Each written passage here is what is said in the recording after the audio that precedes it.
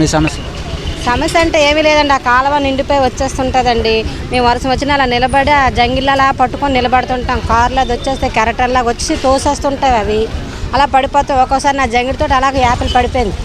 అప్పుడు కానీ వర్షం వచ్చినా మేము అలాగే నిలబడి ఉంటాం. ఆ కాలువ వల్లే మాకు ఎక్కువ ఇబ్బంది అయిపోతుంటుందండి. అంతే, ఇంకేం లేదు. అయితే ఎంతమంది అధికారులు వచ్చినా సమస్యలు పట్టించుకోవటం లేదండి. ఎవరు చెప్పినా ఏమేనంటే మీరు వెనక్కి వెళ్ళండి, మేము ఇక్కడ మేము బొల్లది పెట్టుకున్న ప్లేస్ అది, మీరు వ్యాపారం అమ్ముతున్నారు, ఇక్కడ మీరు ఇక్కడ పెట్టొద్దు అని అంటుంటారు, జడిపించేస్తుంటారు. మేము భయం పడి అలాగే మేమేమీ అనమండి. అసలు మేము అలా మాకేం తీసామంటారేమో అని మేము భయం పడిపోతుంటాం. అంతే. ఆ కాలువ కోసమే మాకు ఎక్కువ ఇబ్బంది అయిపోయి వర్షం వస్తేనే ఇబ్బంది అయినా ఈ నెల అంతా మాత్రం కాలువ నిండిపోయి వచ్చేస్తుందండి. మొన్న మట్టి వేసుకున్నాం ఇక్కడ, ఆ కాలువ నిండిపోయి వచ్చేస్తుందని. అది బురద అసలు ఇంక ఇప్పుడు బాగుందండి. అసలు ఇంకా నరకం, పురుగులు వచ్చేస్తుంటుంది బయటికి, పురుగులు వచ్చేస్తుంటుంది. అయినా అలాగే కూర్చొని అలాగే ఉంటుంటాం మేము. అందరూ వచ్చిన వాళ్ళందరూ అంటుంటారు, ఎలా కూర్చున్న జబ్బులు వచ్చేస్తుంది, మీరు ఇలా కుళ్ళు కాల ధర కూర్చుంటుంటారు అని అంటుంటారు. ఏడ్ చేస్తామని మాకు గతి లేక ఇలా ఇక్కడ బాధపడుతున్నామా అని అంటుంటాం మేము. గతంలో ఎలా ఉండేది ఇక్కడ? ముందు నుంచి ఇదే తీరండి. ముందు నుంచి ఇలాగే కాలువ నిండిపోయి వచ్చేయడం బయటికి. మేము మట్టి వేసుకున్నాం కాబట్టి నీళ్ళు ఎక్కటం లేదండి, లేకపోతే నీళ్ళు నిండిపోతుంది ఇక్కడికి. పురుగులు వచ్చేస్తుంటాయండి, మాకు ఎక్కిపోతుంటుంది పురుగులు కూడాను.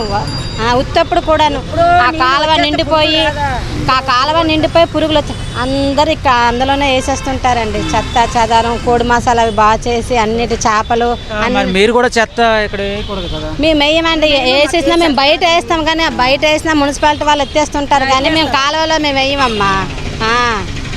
అది అందరూ మన పరిసరాలు మనమే నీట్గా ఉంచుకోవాలి. మేము వాళ్ళు దెబ్బలాడుతుంటే మేము ఎత్తేసి పడేస్తుంటాం. ఒక్కొక్కసారి ఎప్పుడో పండగ పూట మేము వదిలేస్తాం అంతే. మేము తుడుచుకుంటాము.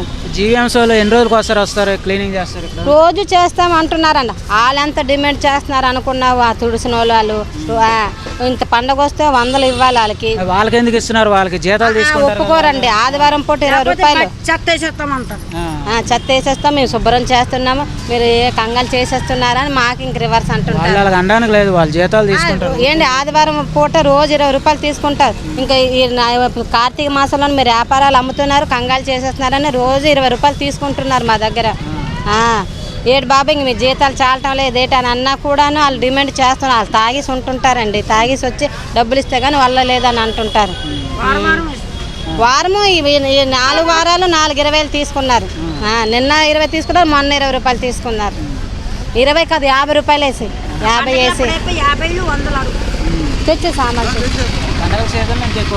ఎక్కువ అడుగుతారండి. 100 రూపాయలు ఇవ్వాలా పండగల సీజన్లో అయితే. కానీ అన్ని సమస్యలు వదిలేగానే ఈ కాలువకి మనకి చాలా ఈ గోడకి ఆ గోడకి లేదు, ఆడపిల్లకి మార్గం అన్నది లేదండి ఇక్కడ. చాలా ఇబ్బంది పడుతుంటాం మేము. అదే సమస్య, ఇంకేం కాదండి.